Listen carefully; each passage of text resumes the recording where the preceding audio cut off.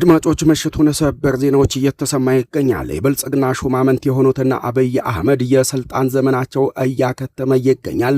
የፋኖን ኃይሎች ፈጽሞ ማሸነፍ እንደማይችሉ ሊገነዘቡ ይገባል ሲሉ የቀድሞ የጠቅላይ ሚኒስትር አብይ አህመድ የልብ ወዳጅና የቤተ መንግስቱ አጋፋሪ የሆነው አክቲቪስት ጀዋር መሐመድ የብልጽግና ሹማምንትን ከፍተኛ ድንጋጤ ውስጥ የከተተ መልእክትን አስተላለፈ።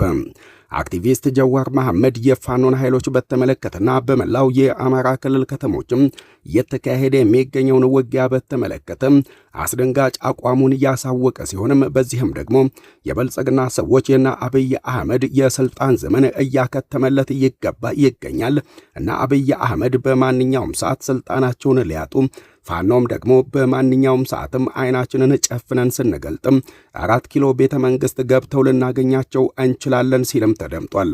አክቲቪስት ጀዋር መሐመድ ፋኖን በተመለከተ ብሎም በመላው የአማራ ክልል ከተሞች እየተካሄደ የሚገኘውን ውጊያ በተመለከተ አዲስ አቋሙን አሳውቋል። ታደምጡታል።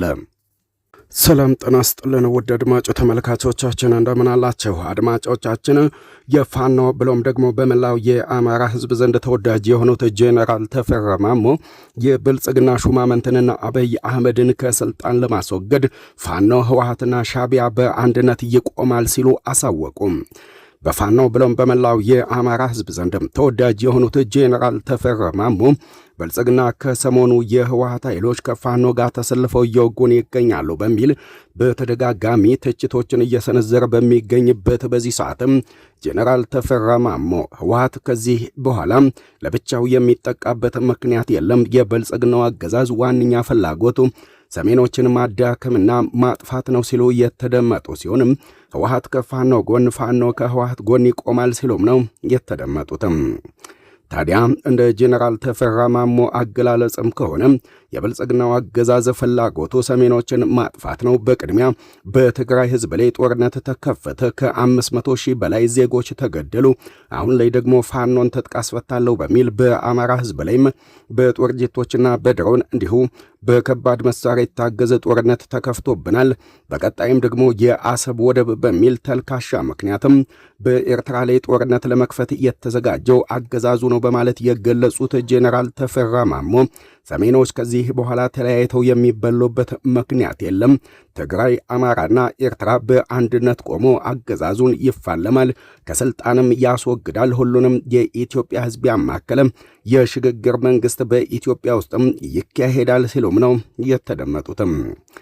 የብልጽግና ሹማምንት ህወሓት ጦርነት ከፈተብን፣ ህወሓት ወልቃይትና ራያን ሊቀማን ነው፣ የፋኖ ኃይሎች ባካችሁ ከጎናችን ተሰለፉና ወልቃይትና ራያን እናስመልስ በሚል እየተማጸኑ በሚገኙበት በዚህ ሰዓትም ጄኔራል ተፈራ ማሞ በፌዴራል መንግስቱና በህወሓት መካከል የሚካሄደው ውጊያ እኛን የሚመለከተን አይደለም፣ የብልጽግናውን አገዛዝ ከስልጣን ለማስወገድ ስንል ግን የአማራን ህዝብም ጥቅም ሳናስነካ ከየትኛውም አካል ጋር በአንድነት እንተባበራለን ሲሉም ነው የተደመጡትም። ይህ ጉዳይ የ4 ኪሎ ቤተ መንግስት የብልጽግና ሹማምንትን ክፉኛ ድንጋጤ ውስጥ የከተተ ስለመሆኑም ተሰምቷል።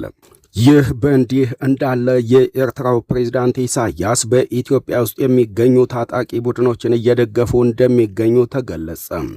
ከዚህ ቀደም የብልጽግና ሹማምንት የሆኑትና አብይ አህመድም የኤርትራው ፕሬዝዳንት ኢሳያስ ፋኖን፣ ሻዕቢያን፣ ፋኖን እንዲሁ ደግሞ ህወሓትንና ሸኔን እያስታጠቀ ይገኛል በሚል መወንጀላቸው የሚዘነጋ አይደለም። ከአንድ ሳምንት ቀደም ብሎም ከኤርትራም ለፋኖ የተላከ የጦር መሳሪያ ለፋኖ ኃይሎች ከመድረሱ በፊት በቁጥጥር ስር አውለናል ብሎ ያለው የአብይ አህመድ መንግስት አገዛዝም አሁን ላይ ደግሞ የኤርትራው ፕሬዝዳንት ኢሳያስም ለፋኖ ኃይሎችም ዘመናዊና ትልልቅ የጦር መሳሪያዎችን እያስታጠቀብን ይገኛል በሚል እየወነጀለም ነው የሚገኘው። በተለይም ደግሞ የአሰብ ወደብን ወይም ደግሞ የቀይ ባህርን ለኢትዮጵያ እናስመልሳለን በሚልም በኢትዮጵያ በኩል መጠነ ሰፊ የጦርነት ዝግጅቶች እየተካሄዱ በሚገኙበት በዚህ ሰዓትም የኤርትራ ፕሬዝዳንት የሆኑትም ኢሳያስም የብልጽግና ሰዎችና አብይ አህመድ የሚታመኑ አይደሉም፣ ጦርነት ሳይከፈትብን በፊት ልንቀድማቸው ይገባል በሚልም በኢትዮጵያ ውስጥ የሚገኙ ታጣቂ ቡድኖችን በሙሉ እያስታጠቁና እያሰለጠኑ እንደሚገኙም ነው የተገለጸው።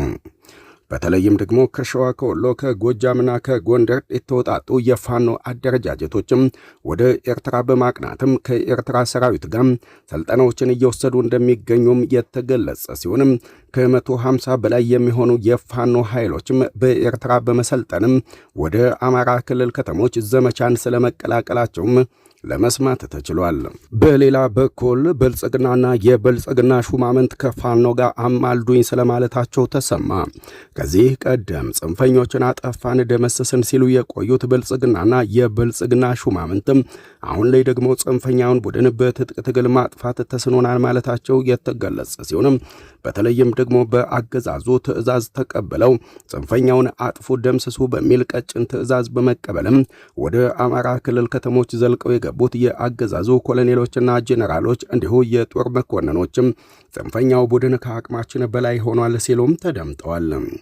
ጽንፈኛውን ቡድን አጥፍተን ክልሉን ወደ ቀደመ ሰላሙ መመለስ አንችልም ብለው የሚሉት የአገዛዙ ከፍተኛ የጦር አዋጊዎችና ጄኔራሎችም አሁን ላይ እየተዋጋን የምንገኘው ከጥቂት ጽንፈኛ ቡድን ጋር አይደለም፣ ምክንያቱም ደግሞ ህዝቡ በአጠቃላይ የጽንፈኛው ቡድን ደጋፊ ሆኗል በሚል መገምገማቸውም የተገለጸ ሲሆንም ይሄ በሆነበት ሁኔታም ፋኖን አጥፍተን ክልሉን ወደ ቀደመ ሰላሙ ፈጽሞ መመለስ ስለማንችልም እርምጃዎችን ልንወስድ ይገባል፣ የፋኖን ኃይሎች የገመገምንበት መንገድም የተሳሳተ ነው ሲሉም ነው የተደመጡትም። ጽንፈኛው ቡድን እየተዋጋ የሚገኘው በ3 ክላሽ ነው ብለን ብንልም እውነታው ግን ያ አይደለም። አሁን ለየፋኖ ኃይሎች መከላከያ ሰራዊቱ ከታጠቀው ያልተናነሰ ዘመናዊ የጦር መሳሪያዎችን ታጥቀዋል በሚል መገምገማቸውም የተሰማ ሲሆንም ይሄ በሆነበት ሁኔታም ክልሉን ፈጽሞ ነጻ ልናወጣውና ወደ ቀደመ ሰላሙ መመለስ ስለማንችልም በአፋጣኝ መከላከያ ሰራዊቱን ከክልሉ ልናስወጣ ይገባል ሲሉም ተደምጠዋል። ፋኖን ከጎናችን ማሰለፍ የሚያስፈልግ ከሆነ እውነተኛ ድርድርን ልናካሄድ ይገባል። ይህ የሚሆን ከሆነ በአማራ ክልል ከተሞች የሚካሄደው ውጊያ በጥቂት ጊዜ ሊጠናቀቅ ይችላል። አለበለዚያ ጽንፈኛውን እናጠፋለን በሚል ከ2 ዓመት ተኩል በላይ ባለ በሌላ አቅማችንና ኃይላችን ጦርነቶችን አካሂደናል። ያም ሆኖ ግን ጽንፈኛውን ቡድን ማጥፋት አልቻልንም በሚል የገመገሙትም ከፍተኛ የጦር አዛዦቹና ጄኔራሎችም እውነተኛ ድርድር ሊካሄድ ይገባል፣ መከላከያው ክልሉን ለቆ ይውጣ፣ ይሄ የማይሆን ከሆነ ጽንፈኞችን ማሸነፍ እንደማንችልና የፋኖን ኃይሎች የገመገምንበት መንገድም ፍጹም የተሳሳተ መሆኑንም ልናሳውቃቸው ይገባል ሲሉ ለብልጽግና ሹማምንትም ገልጸዋል።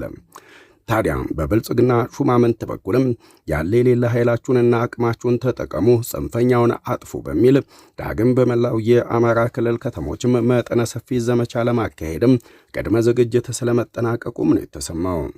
ውድ አድማጮች ስለምትከታተሉን ስለምታደምጡን ከልብ አመሰገነን። በቀጣይ ቪዲዮዎቻችሁን እስከምንገናኝም ሰላም ጤና በያላችሁበት ይብዛልን። ሰላም ሆኖልን